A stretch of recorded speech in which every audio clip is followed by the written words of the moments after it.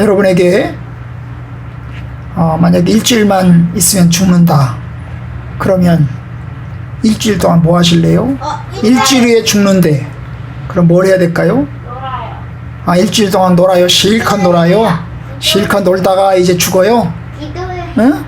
기도해. 일주일 동안 뭘 할까? 교회 응? 교회를 가요. 사사기서에 보면 이제 사사 중에 한 사람 있었죠. 입다인가? 그 입다의 딸을 입다의 딸이 이제 2달 후에 죽는다고 그랬어요. 너 번제물로 바칠 거라고 그랬어요. 그랬더니 아버지한테 저에게 2달 동안 말미를 주세요. 그래서 그 2달 동안 친구들하고 슬피 울게요. 그리고 돌아와서 죽을게요. 그랬어요. 그리고 이제 2달 동안 슬피 울다가 돌아와서 죽었죠. 일주일밖에 못 산다면 뭘 할까요? 아마 대부분의 사람들은 가족들과 함께 시간을 보낼 거예요. 그죠? 일주일 동안 가족들과 시간을 보낼 거예요. 왜냐? 죽은 다음에는 가족들의 얼굴을 볼 수 없어요. 그리고 남은 가족들 입장에서도 또 죽은 다음에는 죽는 저를, 여러분을 볼 수가 없어요. 그렇기 때문에 가족들과 함께 보내는 시간이 가장 많을 겁니다. 여러분, 모세가 이제 120살을 맞이했어요. 이제 모세가 죽을 때가 다 됐어요. 하나님께서 모세에게 죽을 거라고 얘기했어요. 모세는 그걸 알고 있어요. 1절에 보니까, 오늘 31장 1절에 보면 모세가 마지막 이야기를 해요. 뭐라고 얘기하죠? 2절, 그들에게 이르되 이제 내 나이 120세라 내가 더 이상 출입하지 못하겠고 여호와께서 내게 이르시기를 너는 이 요단을 건너가지 못하리라 하셨느니라. 모세가 알고 있는 거죠. 내 나이 지금 120살인데 이제 조금 있으면 내가 죽을 거다.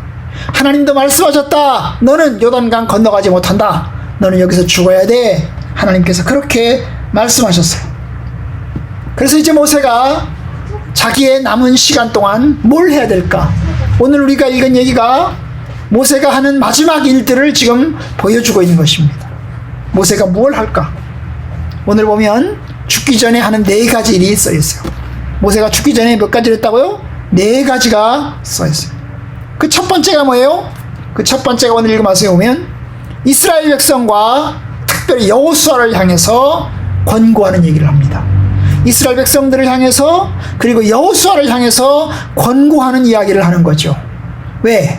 이제 죽으니까, 내가 죽으니까 없어질 것이니까 이제 자기 대신 남은 이스라엘 백성들 그리고 남은 여호수아를 향해서 권고하는 이야기를 합니다.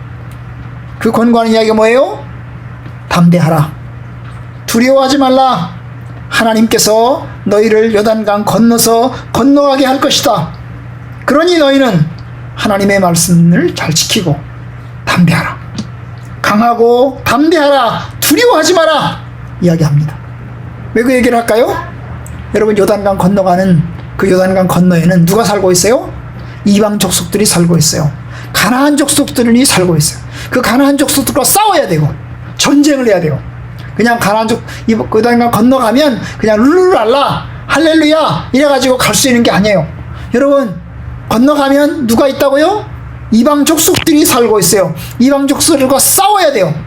그래서 그 땅에 살고 있는 이방 족속들을 쫓아내야 되고 그리고 그 땅을 차지해야 돼요. 전쟁을 해야 된단 말이에요. 전쟁을 해야 돼요. 그러니 여러분, 아마 이스라엘 사람들 생각에는, 여호수아 생각에는 두려울 거예요. 아니, 위대하신 모세가 죽는데, 위대하신 지도자가 죽는데 어떻게 우리가 이제 가나안 땅에 들어가서 그들과 싸워서 이길 수 있을까? 아마 두려워서 벌벌 떨지도 몰라요. 바로 그들을 향해서 얘기하는 거죠. 담대하라. 두려워하지 마라. 물러서지 마라. 그러면서 용기를 주는 것입니다. 여러분, 맞아요. 모세는요, 이제까지 영적인 지도자였어요. 위대한 영적인 지도자였어요. 반면 여호수아는 어떤 사람이에요? 여호수아는 영적인 위대한 지도자는 아니에요. 그냥 모세의 시종이에요. 심부름꾼이었습니다. 그냥 모세 대신 전쟁터에 나가서 좀 깔짝깔짝 싸우기도 했지만, 그러나 여러분, 모세의 심부름꾼이에요. 모세에 비하면 여호수아는 아주 약하고 약한 지도자예요. 모세는 하나님과 직통으로 만나서 하나님의 말씀을 듣고 하나님의 뜻을 듣고 하나님과 늘 동행하는 사람이었어요. 모세의 지팡이는 기적을 일으키는 능력의 지팡이였어요. 근데 여호수아가 가진 지팡이는 능력의 지팡이가 아니에요. 기적의 지팡이가 아니에요. 여러분, 모세는요, 지팡이로 반석을 치면 반석에서 물이 나오고, 그 다음에 홍해 앞에서 지팡이를 내놓으면 그 홍해가 갈라졌어요. 반면 여호수아가 가지고 있는 지팡이는 그렇게 능력의 지팡이가 아니에요. 그렇기 때문에 비교가 되죠. 여호수아와 모세가 엄청나게 비교가 되죠. 바로 이런 상황 속에서 모세가 이야기하는 거예요. 담대하라, 두려워하지 말라, 하나님이 너희들과 함께 계실 것이다. 하나님이 너희들과 함께 계실 것이다. 그러니 하나님께서 떠나지 않으시며 버리지 않으시며 너희들과 동행하실 것이다. 그 약속을 하고 힘을 주고 있는 것입니다. 이게 모세가 하는 첫 번째 일입니다. 이스라엘 백성들과 여호수아를 향해서 격려하고 용기를 불어넣고, 그리고 나서 뭡니까? 격려해서 그들로 하여금 담대하게 나가도록 힘을 북돋아 주는 것이 그가 하는 마지막 일 가운데 하나예요. 두 번째, 모세가 하는 게 뭘까요? 오늘 본문에 보면 두 번째 하는 일이 있어요. 두 번째 뭐래요? 하나님께서 모세에게 주신 율법의 말씀을 어때요? 다 책으로 쓰는 거예요. 하나님께서 율법의 모세에게 주신 율법의 말씀이 있어요. 아주 짧게는요, 신명기서 1장부터 30장까지 있는 거예요. 신명부터 1장부터 시작해서 30장까지 이스라엘의 제2세대, 가나안 이 광야에서 태어난 세대를 향해서 그들에게 하나님의 말씀을 다시 한번 선포하고 가르치고 있는데, 그 선포하고 가르치는 말씀을 어때요? 책으로 쓰라는 거죠. 왜 책으로 쓸까요? 책으로 쓰면 다른 사람이 볼 수 있잖아요. 책으로 쓰면 후대에 다른 사람에게까지 전달해서 볼 수 있잖아요. 그죠? 여러분, 그냥 듣기만 하면 다른 사람에게 전달하기가 어려워요. 그럼 어떻게 해야 되죠? 들은 사람이 다른 사람에게 전달해 줘야 돼요. 들어서 들은 걸 또 다른 사람에게 전달해 줘야 되고, 이렇게 전달해 줘야 돼요. 그런데 여러분, 들은 것 가지고 전달해 주려면 정확하지 않을 수도 있어요. 그렇잖아요. 들은 거니까 잊어버릴 수도 있고 까먹을 수도 있잖아요. 그죠? 그런데 책으로 쓰면 어때요? 정확하죠? 가감이 없어요. 거기다가 더 붙일 수도 없어요. 덜 붙일 수도 없어요. 정확해요. 그래서 모세로 하여금 하나님께서 모세에게 그걸 책으로 쓰라고 했고, 그래서 모세가 이스라엘 지도자들에게 책으로 쓰라고 했어요. 책으로 써요. 아마 모세가 직접 썼는지 모세의 시종을 통해서 썼는지는 알 수 없지만, 모세가 하나님의 율법의 말씀을 책으로 써요. 십계명뿐만 아니라 십계명을 포함해서 하나님이 주신 율법의 말씀들을 다 책으로 써요. 넓게 생각하면 창세기부터 신명기서까지 책으로 써요. 책으로 써서 어떻게 하고, 그거를 제사장들로 하여금 어떻게 해요? 법궤 옆에, 어디에? 법궤 옆에 두게 합니다. 여러분, 책으로 쓰는 게 어려워요. 굉장히 어려워요. 지금은요, 종이가 있어요. 볼펜이 있어요. 펜이 있어요. 근데 그 옛날에, 지금부터 3,500년 전에는 종이가 있나요? 종이 없어요. 그럼 뭐 했을까요? 예? 갈대 상자를, 갈대를 잘라다가 갈대를 반으로 쪼개가지고 거기다가 썼어요. 아니, 뭐에다 써요? 이파리에다가, 나뭇잎이 큰 나무 이파리에다가 쓰는 거예요. 예? 그렇게 쓰는 거예요. 그걸 파피루스라고 그래요. 파피루스라고. 그래서 파피루스 썼어요. 갈대 상자에다가, 갈대 그 상자가 아니지, 갈대 뭐예요? 갈대 줄기를 쪼개가지고 거기다가 글씨를 쓰는 거예요, 여러분. 그러니 여러분, 이게 굉장히 어려워요. 아마 우리는 성경책이 이렇게 간단하게 한 권에 모여져 있지만, 이 한 권을 갈대 그 줄기로 해가지고 파피루스에다가 이 글씨를 쓰려고 하면 얼만큼 될까요, 대체? 엄청나게 많아요. 그러겠죠? 속도가 빨리 쓸 수 있나요? 빨리 쓸 수도 없어요. 여러분, 펜이나 이런 게 발달하지 않았잖아요. 그죠? 펜도 발달하지 않았던 시대에 그걸 책으로 쓴다고 생각해봐요. 그런데 모세가 그걸 책으로 쓰는 겁니다. 하나님의 율법의 말씀을 책으로 써요. 엄청나게 많은 분량이겠죠? 그리고 그것을 어떻게 해요? 법궤 옆에다가 보관하라고 얘기해요. 법궤 옆에다가 보관을 합니다. 25절, 26절에 보면, 우리가 읽지 않았는데 25절, 26절에 보면, 26절, 이 율법 책을 가져다가 너희 하나님 여호와의 언약궤 옆에 두어서 증거하게 하라. 그래서 이제 언약궤 옆에, 법궤 옆에다가 두고 보관을 하는 거예요. 그리고 보관만 하나요? 아니에요. 읽어줘야 돼요. 때때로 읽어줘야 돼요. 언제? 절기 때. 오늘 본문에 보면 초막절에 대한 이야기를 하고 있어요. 초막절. 이 초막절에 읽어주라고 이야기를 해요. 응? 초막절에만 읽어줄까요? 아니죠. 정기적으로 6월절도 있고요. 그 다음에 맥주절도 있고 여러 절기들이 있겠죠. 오늘 본문에는 초막절 하나만 얘기해서 안식년에 초막절에 백성들이 다 모일 때 율법책을 낭독하라고 그랬어요. 그래서 그 낭독해가지고 백성들이 하나님 말씀을 다 들을 수 있도록 하라고 얘기를 했어요. 그런데 그때만 읽어요? 아니죠. 여러분, 절기 때마다 사람들이 전국적으로 모일 때 절기 때마다 낭독을 합니다. 왜? 하나님의 말씀대로 살기 위해서. 가나안 땅에 들어가서 하나님의 말씀대로 살기 위해서 읽는 거예요. 나중에는요, 절기 때만 읽지 않아. 언제 읽어요? 안식일마다 읽어요. 언제? 안식일마다 읽어요. 안식일마다. 안식일이 언제요? 일주일에 한 번씩 돌아오잖아요. 일주일에 한 번씩 돌아오는 안식일마다 읽어요. 회당에서. 마치 우리처럼 이제 예배 드릴 때마다 성경 읽잖아요. 그죠? 성경 읽는 것처럼 이 모일 때마다 하나님 말씀을 읽어주는 것입니다. 그뿐인가요? 여러분, 이제 신명기서에는 17장에 보면, 신명기서 17장에 보면 임금에 대한 이야기를 하고 있는데, 왕에 대한 이야기를 하고 있는데, 그 왕은 어때요? 율법의 말씀을 복사를 해가지고, 똑같은 책을 하나를 더 만들어.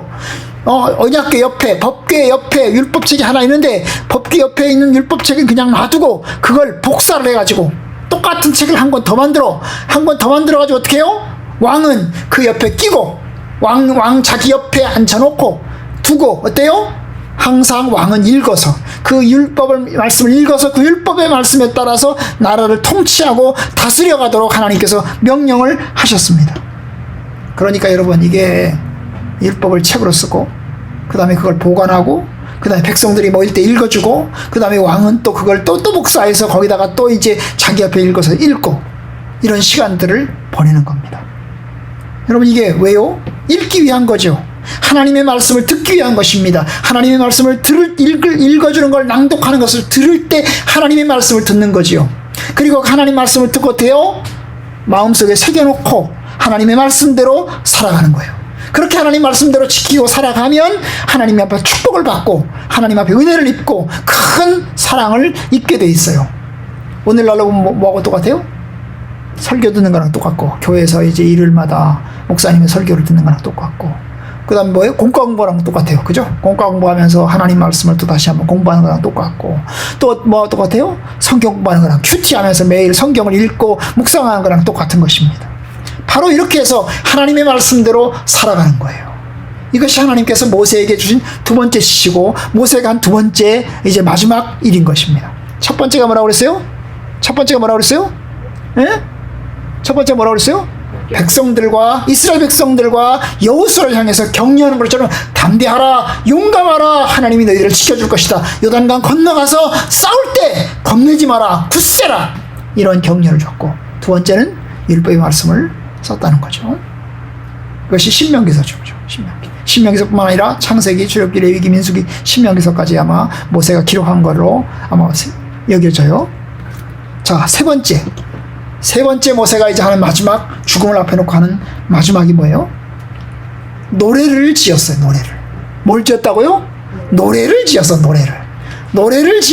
그 노래를 백성들에게 가르치는 거예요. 노래를 지어서 백성들에게 가르쳐. 율법의 말씀을 글로 써서 할 뿐만 아니라 뭐래요? 노래를 만들었어요. 노래 내용은 신명기서 이제 32장에 나오는 내용. 신명기 32장에 나오는 내용을 노래로 만들었어요. 이 신명기 32장에 나오는 내용은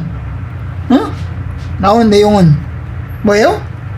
사실 좋은 얘기는 아니에요.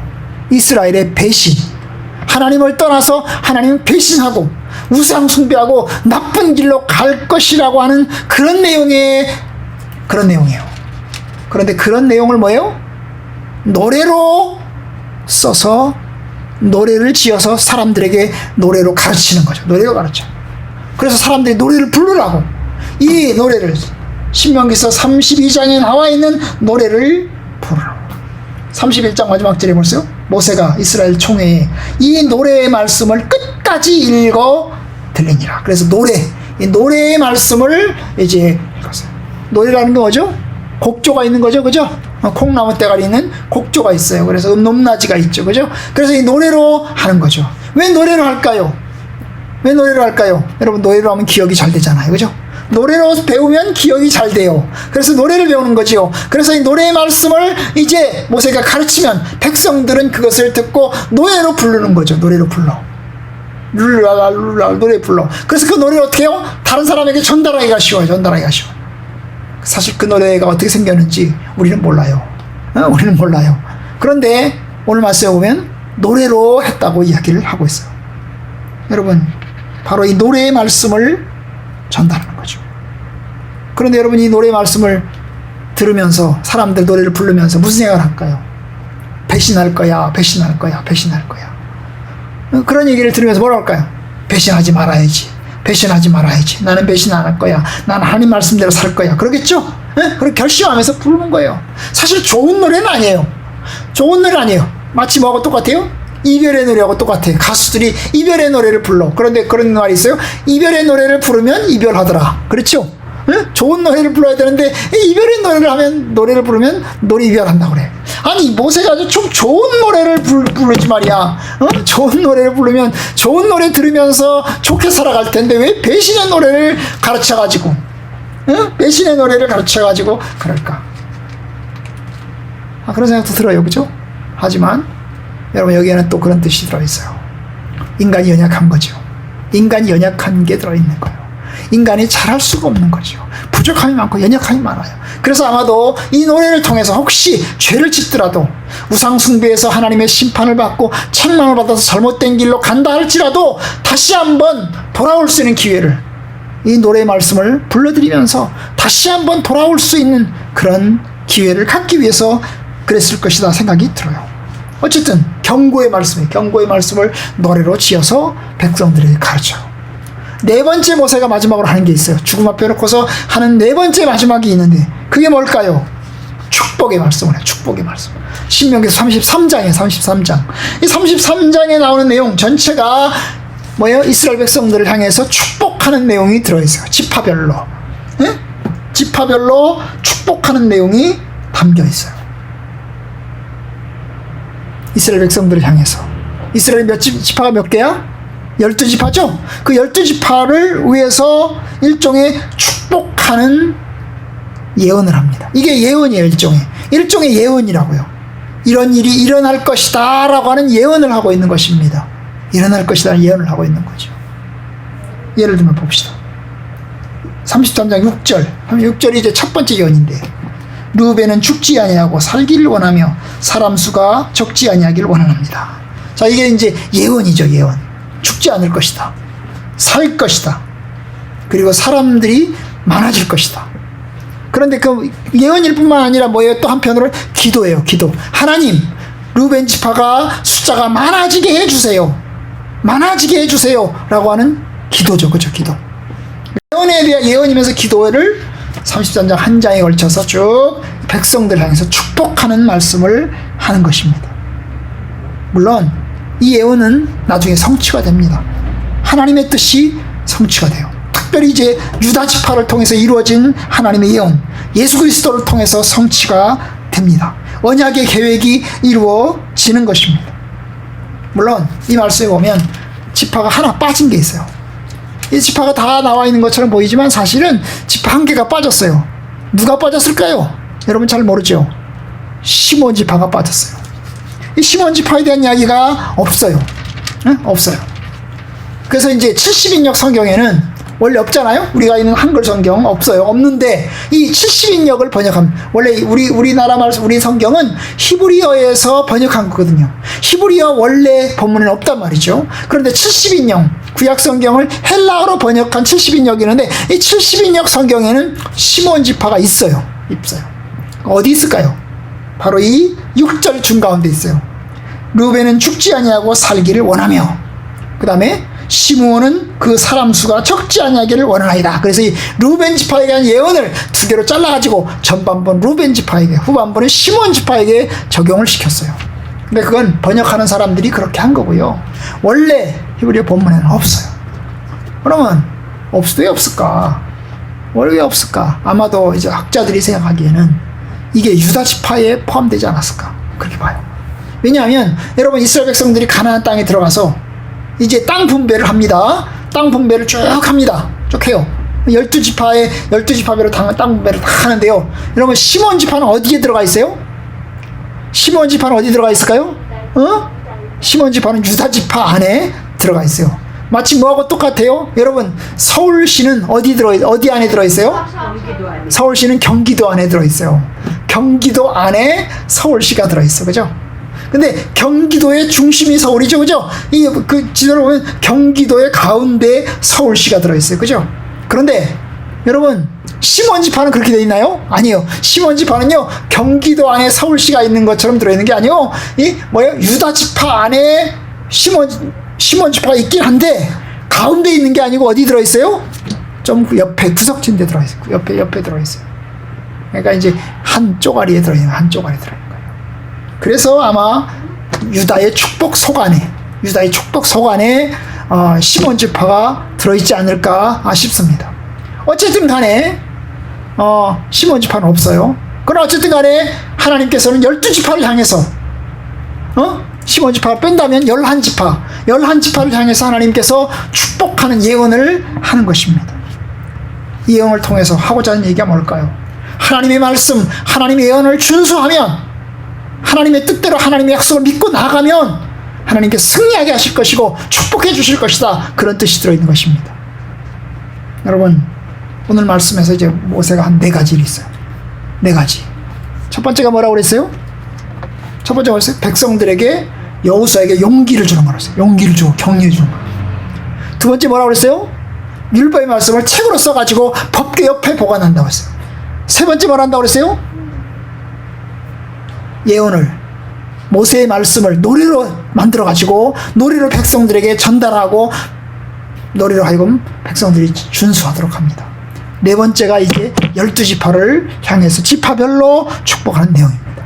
이게 모세가 한 마지막 일입니다.